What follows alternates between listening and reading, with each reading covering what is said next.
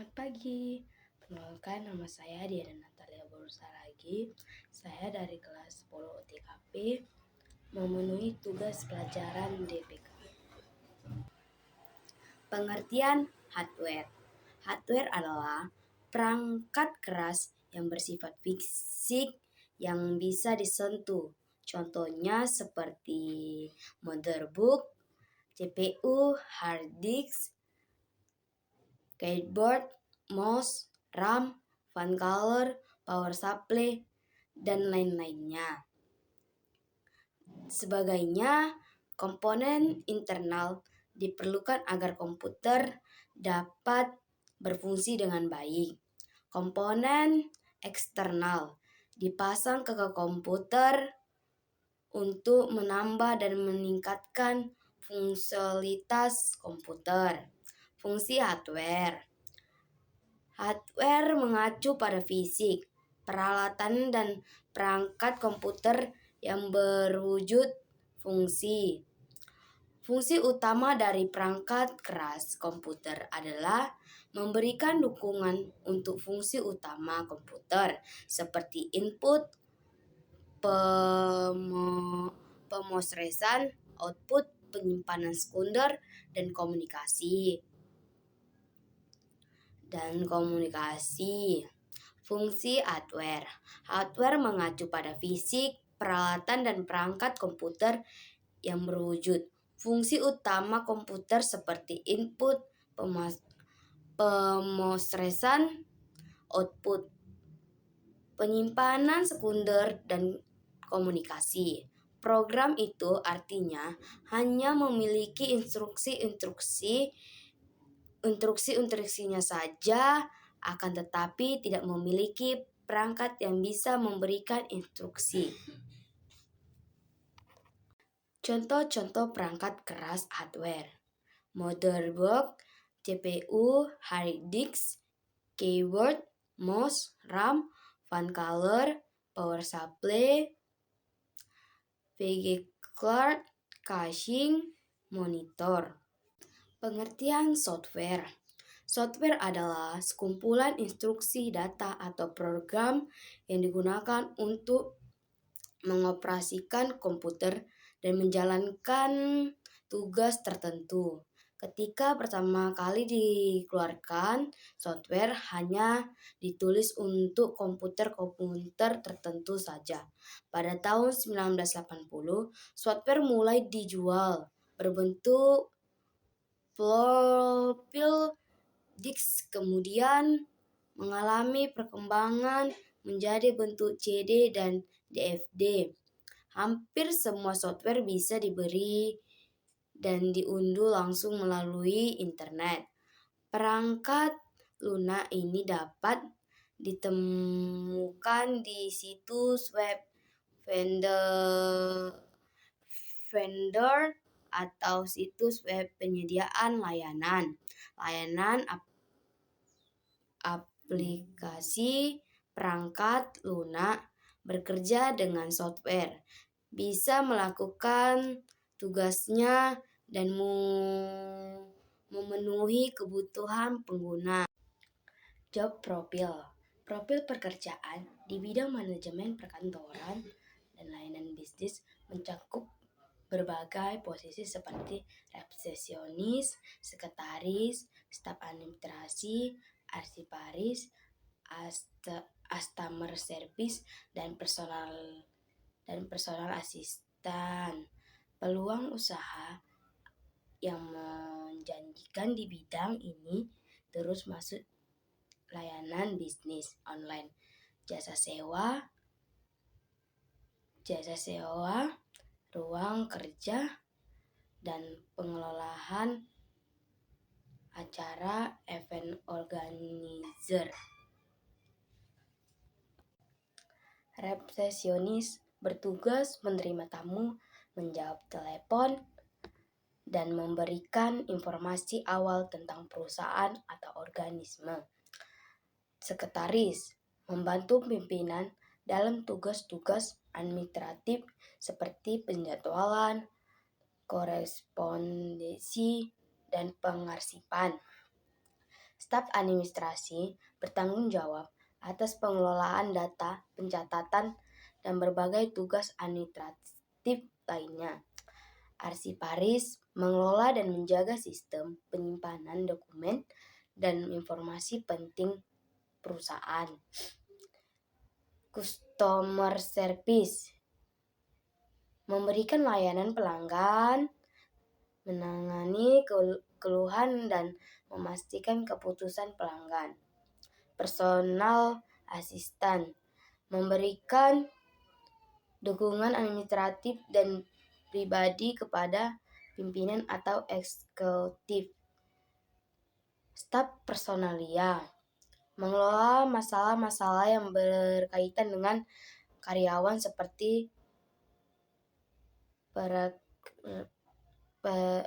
perekrutan, pelatih, dan pengaji. Perlindungan dan antisipasi dan kecelakaan kerja. Merencanakan prosedur perlindungan K3.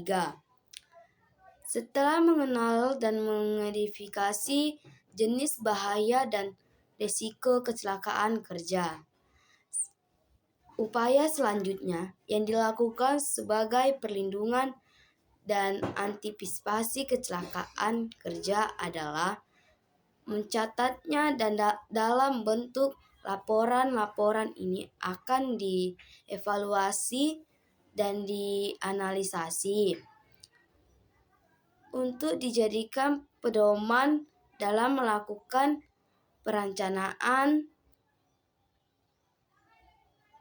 mekanisme, dan tindakan perlindungan terhadap pekerjaan dari setiap potensi bahaya dan kemungkinan kecelakaan kerja yang dapat terjadi terhadap pekerjaan dari setiap potensi bahaya. Kemungkinan kecelakaan kerja yang dapat terjadi bentuk timbul untuk melakukan identifikasi potensi bahaya dan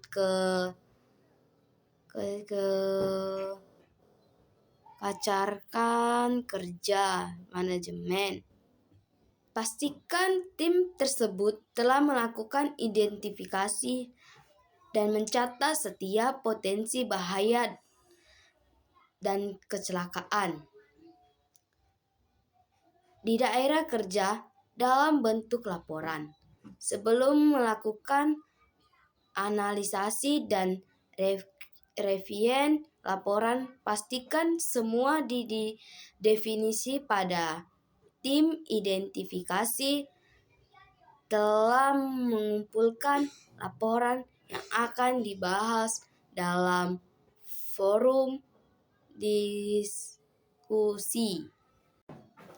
Berdasarkan jenis aktivitasnya, bisnis dibedakan menjadi 4, yaitu bisnis ekstraktif adalah aktivitas bisnis yang gerakannya di bidang pertambangan dengan melakukan pengalian bahan-bahan tambang yang ada di dalam dan terkandung di permukaan bumi, seperti batu bara, emas, besi, titanium, tembaga, semen, minyak, dan gas bumi. 2. Bisnis aragis adalah kegiatan bisnis dan pergerakannya pada bidang pertanian, peternakan, perkebunan, perikanan, dan kehutanan. 3. Bisnis instruksi merupakan usaha dalam bidang instruksi manufaktur yang memproduksi barang. Bisnis jasa adalah aktivitas usaha yang menghasilkan produk tidak dalam bentuk fisik. Jasa perumahan. Contoh, rumah sewa, rumah jual beli, laundry, hotel. 2. Jasa rumahan rumah tangga, pembantu, satpam, supir, babysitter, pembersih kebun. 3. Jasa rekreasi, contoh konsumsi sewa, jarcaps, cinder bolong, konser. 4.